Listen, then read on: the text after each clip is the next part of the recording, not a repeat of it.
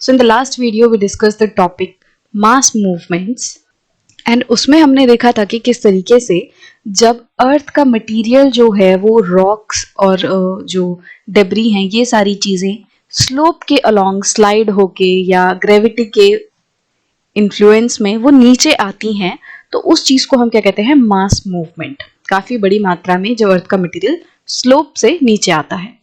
अब लैंडस्लाइड जो है वो एक तरीके का मास मूवमेंट है, इसके बारे में हम थोड़ा और डिटेल में पढ़ेंगे। These are relatively rapid and perceptible movements. Landslides जो होती हैं वो काफी रैपिड होती हैं, तेजी से होती हैं कंपैरेटिवली। जैसे हमने क्रीप देखा था मास मूवमेंट में, जब हमने क्रीप पढ़ा तो क्रीप में क्या होता है, बहुत ही धीरे धीरे मूवमेंट होती है, बहुत स्लो होती है, इतनी स्लो होती है कि आप उसको महसूस नहीं कर सकते, आपको तुरंत पता नहीं चलेगा कि चीजें मूव कर रही हैं। But if you talk about landslide तो ये तेज होते हैं, ये परसेप्टेबल है। परसेप्टेबल मतलब कि आप उनको देख सकते हो कि हाँ मूवमेंट हो रही है, आप महसूस कर सकते हो कि हाँ चीजें जो है वो जो स्लोप है उससे नीचे खिसक के आ रही हैं काफी तेजी से। तो लैंडस्लाइड क्या है, रैपिड है एंड परसेप्टेबल मूवमेंट है। Materials involve are relatively dry. Landslide में जो मटीरियल इन्वॉल्व रहता है, मतलब जो मटीरियल अर्थ का मटीरियल जो नीचे आ रहा होता है वो कंपैरेटिवली ड्राई रहता है, थोड़ा सूखा रहता है। The size and shape of the detached mass depends on the nature of discontinuities in the rock, the degree of weathering and steepness of the slope. अब जो मटेरियल नीचे आ रहा है वो किस शेप का है, किस साइज का है, कितने अमाउंट में मटेरियल नीचे आ रहा है, ये सारी चीजें जो है वो डिपेंड करती हैं कि रॉक में डिसकंटिन्यूटी कितनी है। डिसकंटिन्यूटी जैसे हमें पता है कि धरती के अंदर जो सॉइल है उसमें लेयर्स होते हैं अलग अलग तरीके से। अगर काफी बड़ा लेयर होगा तो फिर इतने आसानी से वो टूटेगा नहीं, बट अगर बहुत सारे पतले पतले लेयर्स होंगे तो क्या होगा, आसानी से जो मटेरियल है वो स्लाइड कर जाएगा। इसी तरीके से अगर रॉक्स में क्रैक आ रखे हैं, अगर रॉक्स में जो है फॉल्ट आ रखे हैं, तो रॉक्स के लिए टूटना, उसमें हल्की सी भी हलचल होगी और रॉक्स टूट जाएंगी। अगर इस तरीके से मान लो ये पहाड़ है, ठीक है, अब इसमें एक तो होंगे लेयर्स, नीचे के लेयर्स जो होंगे वो यहाँ पे होंगे, इस तरीके से लेयर्स हैं। अगर ये बहुत पतले पतले लेयर्स होंगे, डिसकंटिन्यूटीज जो हैं अगर बहुत पतली पतली होंगी तो बहुत आसानी से क्या होगा, जो लैंडस्लाइड है वो हो जाएगी। एंड ऑल्सो मान लो इनके बीच में अगर क्रैक आ रखा है, इसके बीच में ही अगर क्रैक आ रखा है, यहाँ पे जो पत्थर हैं उनमें, जैसे ये कोई बहुत बड़ा सा पत्थर है यहाँ पे, लेट्स से, ठीक है, यहाँ पे भी एक बीच में पत्थर है, अब इनमें क्रैक आ रखे हैं। इस तरीके से अगर इनमें क्रैक होगा, फॉल्ट होगा, ये लेयर्स के बीच में ही, अगर ये यहाँ पे लेयर्स हैं, ठीक है, इस तरीके से ये थोड़ा बड़ा लेयर है, बट इसमें क्या है, बीच में जो पत्थर है ये पत्थर है इसमें, ठीक है, बोल्डर्स हैं बड़े बड़े, यहाँ पे अगर इसमें क्रैक आ रखा है तो हल्की सी भी कुछ हलचल होगी और ये पत्थर जो है वो टूट कमजोर है एक तरीके से, तो ये लैंडस्लाइड ला सकते हैं। तो कितनी डिसकंटिन्यूटीज हैं रॉक्स में, इस पे डिपेंड करता है कि जो लैंडस्लाइड होगी उसका साइज क्या रहेगा, उसकी शेप क्या रहेगी। डिग्री ऑफ वेदरिंग, वो जो रॉक है वो कितनी ज्यादा वेदर्ड है। ये लास्ट वीडियो में हमने पढ़ा था कि अगर वेदरिंग ज्यादा होगी तो वहां पे मास मूवमेंट होने के चांसेस ज्यादा होते हैं। मास मूवमेंट बहुत आसानी से होती है वेदर्ड रॉक में। तो अगर वेदरिंग ज्यादा है तो मटेरियल ज्यादा होगा, ज्यादा डेब्री होगी जो कि लैंडस्लाइड के रूप में नीचे आएगी। स्टीपनेस, अगर इस तरीके से जो ढलान है वो बहुत ज्यादा एकदम तीखी चढ़ाई है, इस तरीके से स्टीप स्लोप है, तो मटेरियल बहुत तेजी से नीचे आएगा। जब स्लाइड ज्यादा होती है, स्लोप ज्यादा होती है तो मटेरियल एकदम से नीचे आएगा। बट अगर मान लो स्लोप कम है, अगर स्लोप लेस स्टीप है, इस तरीके से है, अब इसमें देखो स्टीपनेस कम है, एकदम नॉर्मल ढलान है, इसमें अगर मटेरियल बहुत धीरे धीरे जाएगा, उसमें स्पीड एकदम से तेज नहीं होगी, तो इस तरीके से स्टीपनेस जो है वो भी मैटर करती है। Depending upon the type of movement of materials, several types are identified in this category. अब लैंडस्लाइड में भी जो मटेरियल है वो सब एक तरीके से तो मूव करेगा नहीं, अलग अलग तरीके से मूव करता है। तो लैंडस्लाइड जब होती है तो क्या अलग अलग तरीके के मटेरियल की मूवमेंट देखने मिलती है, उसके बेसिस पे कुछ कैटेगरीज डिफाइन की हैं। तो एक लैंडस्लाइड का टाइप है स्लम्प।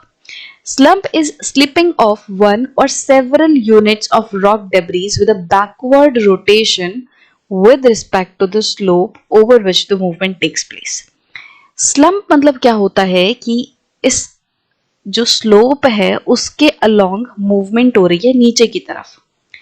बट इसमें मेन चीज क्या है कि बैकवर्ड रोटेशन होती है एंड वन या सेवरल यूनिट्स जो है वो मूव कर सकती हैं। जैसे आप यहाँ देखोगे, ये जो फिगर आपको दिया हुआ है इसमें बीच में बहुत सारी लाइंस दिख रही हैं इस तरीके से, ये इस तरीके से ये लाइंस हैं, तो इस तरीके से आप कह सकते हो ये यूनिट्स हैं। तो एक यूनिट भी हो सकती है और काफी सारी यूनिट्स जो हैं वो भी नीचे आ सकती हैं। तो ये कर्व शेप बनाएंगी। जब स्लंप होगा तो स्लोप जो है वो इस तरीके से कर्व्ड शेप बनेगी एंड बैकवर्ड रोटेशन होगी। बैकवर्ड रोटेशन कैसे होगी, इसकी मान लो पहले इस तरीके से प्रॉपर स्लोप थी, ऐसे था ये पहाड़। अब इसमें क्या हुआ, इसमें लैंडस्लाइड होने लग गई, तो मटेरियल जो है वो इस तरीके से नीचे आने लग गया। तो ये कैसे नीचे आएगा, अब इसमें मान लो जो मटेरियल है वो इस तरीके से नीचे आएगा। ये आप इसे यूनिट्स या ब्लॉक्स कह सकते हो। ये यहां ऐसे नीचे को आ रहे हैं, मतलब ये टुकड़े टुकड़े करके नीचे आ रहा है और सीढ़ी की तरह आपको दिखेगा। मैं अगर आपको दूसरी पिक्चर दिखाऊं उससे और जाएगा। इस तरीके से जो है ये नीचे आ रहा है। यहाँ पे जो मैंने ग्रीन से बनाया है, यहाँ पे मान लो पहले पेड़ पौधे थे, ये पूरा ऊपर का एरिया है। तो ये देखो इस तरीके से सीढ़ी की तरह आपको फिलहाल दिख रहा है और ये इस तरीके से नीचे आ रहा है। अगर इसका फ्लोर अगर आप देखो तो फ्लोर जो है वो एकदम कर्व्ड है। अब इसमें होगा क्या कि जैसे जैसे ये मटेरियल नीचे जाएगा ना, तो ये इधर से नीचे जा रहा है और फिर यहां से ऊपर की तरफ आ रहा है। पीछे से जो मटेरियल है वो नीचे आए जा रहा है और वो आगे आके जमा हो रहा है, और जब वो आगे आके जमा हो रहा है तो ये चीज ऊपर उठ जा रही है, और जब ये मटेरियल ऊपर उठेगा तो ये वापस से पीछे चला जाएगा। तो यहाँ पे इस तरीके से अगर अमाउंट जो है इसका इस तरीके से नीचे आ रहा है, ऐसे ऐसे जमा हो रहा है, ये पूरा मटेरियल है, ये पूरी डेब्री है। ये क्या हो रहा है, ये इधर से नीचे जा रहा है और यहाँ ऊपर जम जा रहा है और ये वापस जाके फिर पीछे आ जा रहा है। जब ये ऊपर उठेगा यहाँ पे इसका हीप बनेगा, इसका एक तरीके से ढेर बनेगा, तो ढेर जो है फिर वो पीछे रोल डाउन कर जाएगा। तो यहाँ पे इस तरीके से रोटेशनल मूवमेंट आपको दिखाई देगी। यहाँ पे क्या हो रहा है, नीचे से आगे जा रहा है और आगे क्योंकि जमा हो जा रहा है तो वो पीछे लुढ़क के अमाउंट पीछे आ जा रहा है।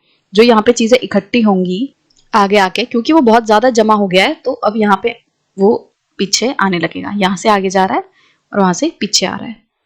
सो जैसे आप इस पिक्चर में देखोगे, यहाँ पे ये जो अमाउंट है, मतलब जो मटेरियल है वो नीचे आ रहा है और इसकी जो शेप देखोगे, प्लेन की जो स्लोप है वो कर्व्ड है और इस तरीके से कुछ कुछ यूनिट जो है वो नीचे को खिसक रही है।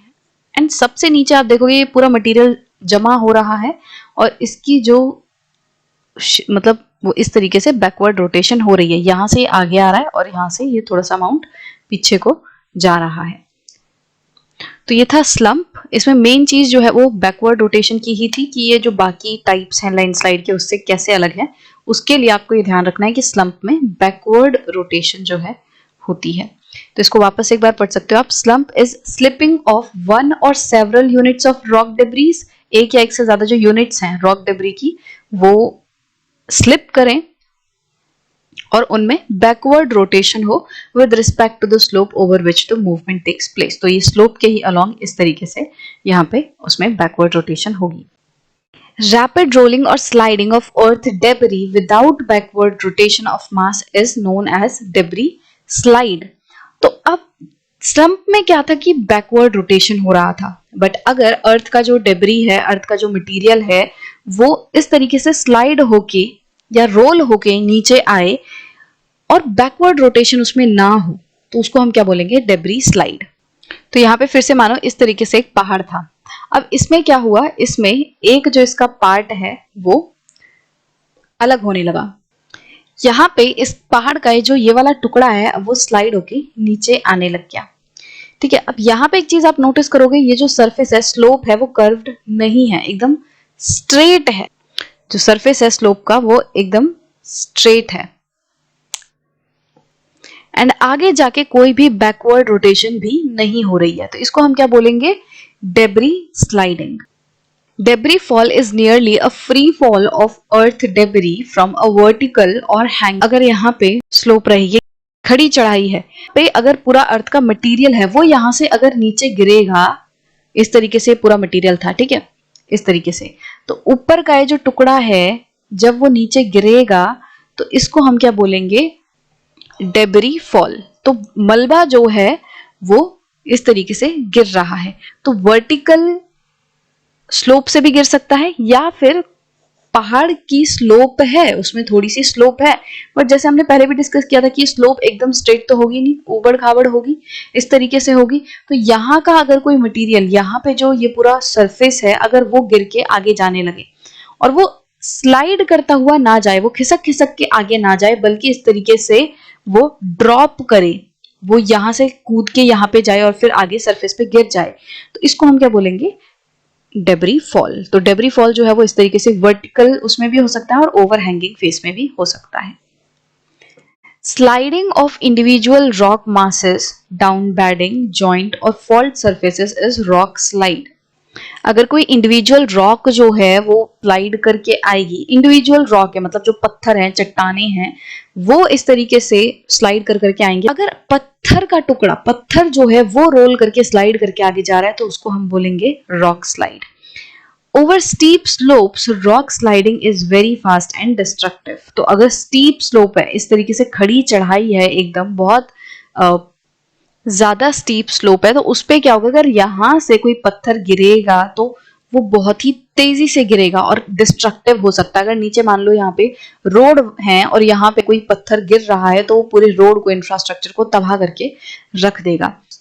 Figure 5.5 shows landslide scars over steep slopes. तो अगर आप इस फिगर 5.5 में देखोगे उसमें बहुत ज्यादा स्कार्स एक तरीके से जख्म जो है वो देखने मिलेंगे लैंडस्लाइड की वजह से। यहाँ पे पूरे जख्म जो है वो आ रखे हैं, मतलब पूरी जो ये स्लोप है वो लैंडस्लाइड से गुजर रही है।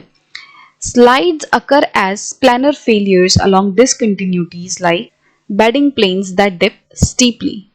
तो इसको पहले मैं आपको डायग्राम से बना के दिखाती हूँ, फिर से ये लाइन रीड करूंगी ताकि आपको समझ आ जाए कि ये क्या कह रहे हैं।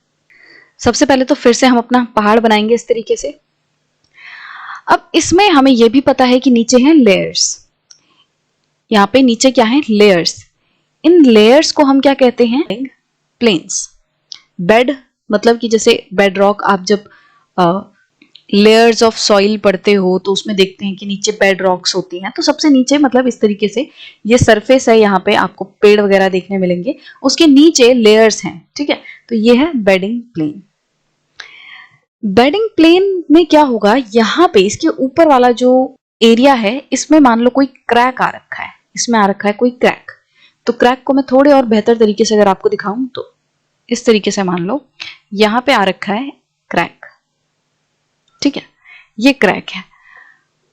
तो इसको हम कह सकते हैं कि यहाँ पे इस तरीके से डिसकंटिन्यूटी है, यहाँ पे क्रैक आ रखा है, ये डिसकंटिन्यूटी है।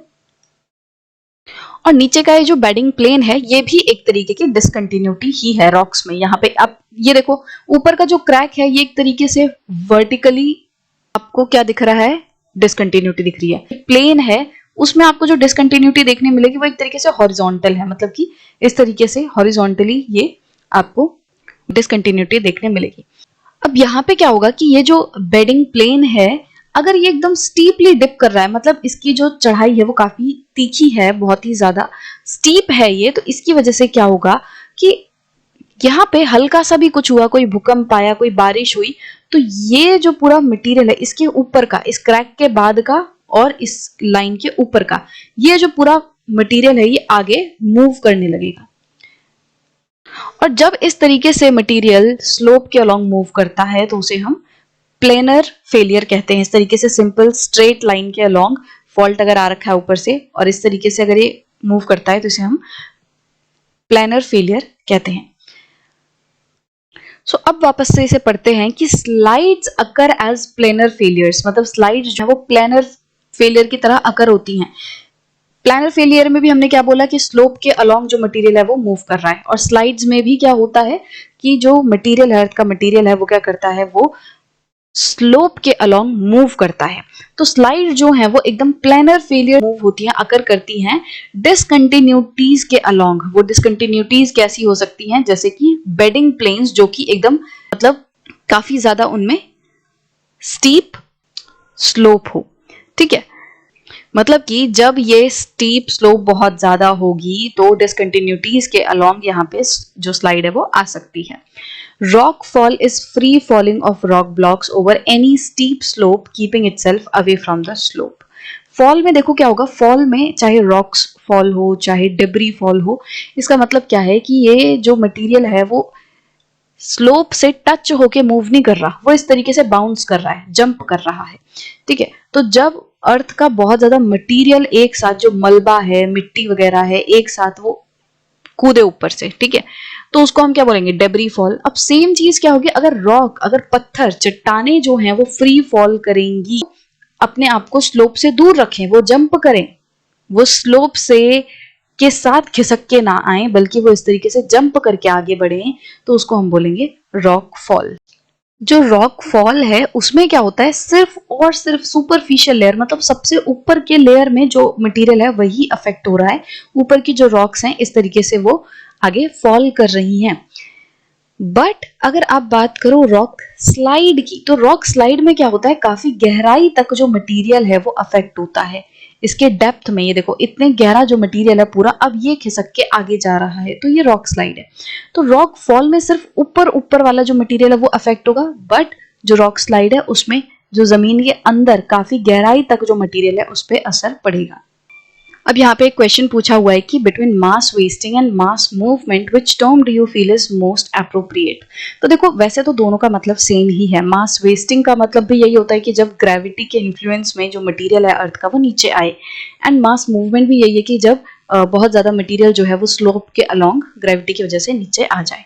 बट बेटर मास वेस्टिंग है, क्योंकि मास मूवमेंट काफी जनरल टर्म लग रहा है, काफी जनरली वो यूज किया जाता है मटेरियल जब नीचे आता है। बट अगर आप वेस्टिंग की बात करो तो इसमें कहीं ना कहीं फोकस हो रहा है कि जो मिनरल्स हैं, इंपॉर्टेंट मिनरल्स हैं, जो लेयर है रॉक्स वगैरह का, वो वेस्ट हो रहा है, एक तरीके से वो नीचे की तरफ आ रहा है। तो मेन बात ये है कि जो वेस्टिंग वर्ड है ये ज्यादा वैल्यूएबल लगता है, ये ज्यादा क्लियरली बताता है कि क्या हो रहा है, और जो चीजें हो रही हैं कि बहुत ज्यादा अमाउंट में अर्थ का मटेरियल है वो नीचे खिसक के जा रहा है, एक तरीके से वेस्टेज हो रही है मटेरियल की, तो उस चीज पे ये फोकस करता है। तो इसीलिए ज्यादा अप्रोप्रिएट है मास वेस्टिंग वर्ड का यूज करना। उसके बाद है can solifluction be included under rapid flow movements. अब देखो सोलिफ्लक्शन का मतलब हमने लास्ट वीडियो में भी डिस्कस किया था कि जब जो मटेरियल है, जैसे सॉइल है, वो सैचुरेट हो जाए, जब उसमें पानी पूरा भर जाए और धीरे धीरे करके जो ऊपर की सॉइल है जो गीली हुई है वो ल्यूब्रिकेट होकर नीचे खिसकने लगे। अब ये जो प्रोसेस होता है पूरा सोलिफ्लक्शन का, ये काफी स्लो होता है, इसीलिए इसको हम रैपिड फ्लो मूवमेंट में इंक्लूड नहीं कर सकते। अब नेक्स्ट हम बात करें तो कंपैरिजन दिया हुआ है हिमालयाज एंड वेस्टर्न घाट्स का, कि दोनों ही जगह पे मास वेस्टिंग तो होती है, ठीक है, बट डिफरेंस क्या है। In our country debris avalanches and landslides occur very frequently in the Himalayas. तो डेब्री एवलांचे का मतलब क्या है कि जब बहुत भारी मात्रा में अगेन जो मलबा है वो स्लाइड से नीचे आए, स्लोप से नीचे आए, ठीक है, बहुत ज्यादा मात्रा में एकदम तूफान सा आ जाता है। एवलांचे ये भी होता है कि जब बर्फ का तूफान आता है, जब पहाड़ों पे बर्फ होती है, जब वो एकदम नीचे आती है तूफान के रूप में, तो उसको एवलांचे कहते हैं। तो यहाँ पे डेब्री एवलांचे है, मतलब कि जो अर्थ का मटेरियल है, जो मलबा है वो नीचे आ रहा है। तो डेबरी एवलांचेस एंड लैंडस्लाइड जो है वो हिमालयाज में बहुत ज्यादा आते हैं और काफी बार आते हैं। तो ये इसके काफी रीजन हो सकते हैं। पहला जो रीजन है हिमालयाज में इस तरीके से काफी लैंडस्लाइड आने का, वो ये है कि हिमालयाज जो है वो टेक्टोनिकली एक्टिव हैं। तो हम ये पिछले चैप्टर्स में पढ़ के आ चुके हैं कि हिमालयाज क्या है, वो बेसिकली वो कॉन्टिनेंटल प्लेट का जो कन्वर्जेंस हो रहा है उसका रिजल्ट है। एक तरफ है इंडियन प्लेट और दूसरी तरफ है यूरेशियन प्लेट। तो इंडियन प्लेट जो है वो यूरेशियन प्लेट के अंदर जा रही है और उसकी वजह से हिमालयास फॉर्म हुए हैं। तो बेसिकली हिमालयास वो रीजन है जो कि टेक्टोनिकली एक्टिव है। अभी भी इंडियन प्लेट जो है वो यूरेशियन प्लेट के अंदर जा रही है और हिमालयास की हाइट बढ़ रही है। तो क्योंकि यहाँ पे टेक्टोनिकली एक्टिव एरिया है तो कंटिन्यूसली भूकंप वगैरह आते हैं, और जब भूकंप आते हैं तो उससे ऊपर के जो पहाड़ हैं वो हिलते हैं और उनमें जो मटीरियल है वो नीचे फिर गिरता है हिलने की वजह से। They are mostly made up of sedimentary rocks. अब देखो हिमालय जो है वो सेडिमेंट्री रॉक्स के और unconsolidated and semi consolidated deposit के बने हैं। कॉन्सोलिडेटेड मटेरियल क्या होता है, जो एकदम जैसे सीमेंट की तरह वो पूरा टाइट हो। अनकॉन्सोलिडेटेड मतलब ढीला मटेरियल है, उनमें जकड़ बहुत ज्यादा नहीं है। तो अगर मटेरियल ढीला है या कम टाइट है, कम एक तरीके से कंसोलिडेटेड है, तो उसमें क्या होगा कि मटेरियल हल्के फुल्के हलचल से ही वो गिरने लगेगा, तो एवलांचे, डेब्री एवलांचे आने लगेंगे। The slopes are very steep, और हिमालयास पे जो स्लोप्स हैं वो बहुत ज़्यादा स्टीप हैं, काफ़ी खड़ी चढ़ाई है, जिसकी वजह से अमाउंट जो है मटेरियल जो है वो बहुत तेज़ी से नीचे की तरफ आता है। अब हिमालय से अगर हम कंपेयर करें किसको, नीलगिरीज को, the Nilgiris bordering Tamil Nadu, Karnataka, Kerala and western Ghats along the west coast are relatively tectonically stable. तो नीलगिरीज एंड जो वेस्टर्न घाट्स हैं वो क्या हैं, वो एक तरीके से जो कि हमारे सदर्न इलाके में हैं, केरला, कर्नाटका, तमिलनाडु, इनको बॉर्डर करते हैं ये पहाड़, ये टेक्टोनिकली स्टेबल हैं रिलेटिवली। मतलब अगर आप हिमालयास के मुकाबले इनको देखोगे वेस्टर्न घाट्स को, तो ये स्टेबल हैं, यहाँ पे इतने ज़्यादा भूकंप वगैरह नहीं आते। एंड यहाँ पे जो रॉक्स हैं वो हार्ड रॉक्स हैं, मतलब कि ये कंपैरेटिवली कॉन्सोलिडेटेड मटेरियल से बने हुए हैं, हार्ड रॉक से बने हुए हैं। बट इस सब के बावजूद भी, मतलब कि वेस्टर्न घाट के टेक्टोनिकली स्टेबल होने के बावजूद एंड हार्ड रॉक होने के बावजूद भी यहाँ पे डेब्री एवलांचेस एंड लैंडस्लाइड आते हैं। भले ही उतने फ्रीक्वेंटली नहीं आते जितने कि हिमालयाज में आते हैं, फ्रीक्वेंटली मतलब कई बार आना, लगातार आना, ठीक है। तो नंबर ऑफ टाइम्स जो है वो भले ही वेस्टर्न घाट्स में कम है, बट फिर भी कम से कम ये तो बात है ना कि वेस्टर्न घाट जो है यहाँ पे ना ही तो कोई टेक्टोनिक प्लेट की एक्टिविटी हो रही, ना ही तो यहाँ पे जो अनकॉन्सोलिडेटेड मटेरियल है, इस सब के बावजूद भी यहाँ पे लैंडस्लाइड क्यों आ रही है। Many slopes are steeper with almost vertical cliffs. पहला रीजन ये है कि वेस्टर्न घाट में जो स्लोप्स हैं वो बहुत ज्यादा स्टीप हैं, और कुछ में तो एकदम वर्टिकल क्लिफ है, एकदम इस तरीके से सीधी चढ़ाई है, वर्टिकल क्लिफ है। एस्कारपमेंट भी यही होता है कि एक तरीके से जब यहाँ पे आपको एकदम सीधा चढ़ाई देखने मिले, इसे हम एस्कारपमेंट कहते हैं। इन दोनों में फर्क इतना है एस्कारपमेंट एंड क्लिफ में कि एस्कारपमेंट थोड़ा बड़ा होता है, लंबा एरिया कवर करता है, और क्लिफ जो है वो मतलब एक चोटी है बस, ठीक है। इस तरीके से एस्कारपमेंट में काफी सारी क्लिफ्स हो सकती हैं, तो एस्कारपमेंट बड़ा एक तरीके से रिलीफ फीचर है बात एक ही कि इस तरीके से वर्टिकल आपको पहाड़ देखने मिलेगा, एकदम वर्टिकल चढ़ाई है। तो वेस्टर्न घाट्स में एस्कारपमेंट्स हैं, क्लिफ्स हैं, तो यहाँ पे हमें पता है कि अगर इस तरीके से वर्टिकल अगर चढ़ाई है तो हल्की सी भी हलचल हुई तो पत्थर एकदम से नीचे आएंगे, यहाँ पे लैंडस्लाइड बहुत तेजी से होगा। Mechanical weathering due to temperature changes. अब यहाँ पे आप देखो जो हमारा सदर्न इलाका है वो किसमें, वो ट्रॉपिकल एरिया में है, वहाँ पे धूप बहुत ज्यादा रहती है, और जो टेम्परेचर है वो क्या करता है, एक्सपेंशन कॉन्ट्रैक्शन होता है, हीट की वजह से एक्सपेंशन होता है मटेरियल का। तो जो ये एक्सपेंशन कॉन्ट्रैक्शन है लगातार, इसकी वजह से भी जो वेदरिंग बहुत ज्यादा होती है, और जब वेदरिंग ज्यादा होगी तो क्या होगा, वहाँ पे जो मास मूवमेंट है उसके भी चांसेस ज्यादा रहते हैं। They receives heavy amount of rainfall, और ये रेनफॉल भी बहुत ज्यादा रिसीव करते हैं। तो ये सारे क्या हैं, वो सारी चीजें हैं जो कि मास मूवमेंट को ट्रिगर करती हैं।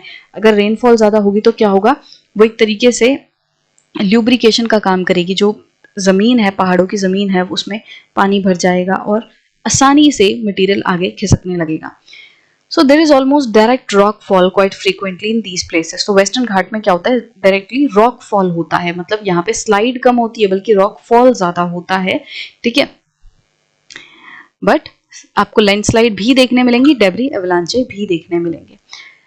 तो बेसिकली यहाँ पे कंपैरिजन में हमने क्या देखा कि ये तो हिमालय जैसा इलाका हो जहाँ पे चीजें जो हैं वो अनकॉन्सोलिडेटेड हैं, स्टीप स्लोप है, टेक्टोनिकली एक्टिव है, वहां पे भी लैंडस्लाइड आ रही है। और भले ही अगर हम कंपेयर करें वेस्टर्न घाट को, जो कि हमें दिखने में स्टेबल एरिया लगता है, बट वहां पे भी क्या हो रहा है, वहां पे लैंडस्लाइड वगैरह आ रही हैं। तो जैसे वेस्टर्न घाट में एक और रीजन है कि वहां पे ह्यूमन एक्टिविटीज जो है वो भी एवलांचे या ये लैंडस्लाइड लाती हैं, क्योंकि वेस्टर्न घाट में जैसे ट्रेन वगैरह बना रहे हैं, टनल्स जो है वो खोदी जा रही हैं, तो इन सारे प्रोसेस की वजह से क्या होता है, जो पूरी स्लोप है उस पर बहुत ज्यादा इफेक्ट पड़ता है और लैंडस्लाइड आती हैं। तो ह्यूमन एक्टिविटीज भी हैं और नेचुरल चीजें भी हैं जो कि इस तरीके से लैंडस्लाइड ला रही हैं इन जगहों पे। तो आई होप कि आपको ये पूरा लैंडस्लाइड वाला टॉपिक है वो क्लियर होगा।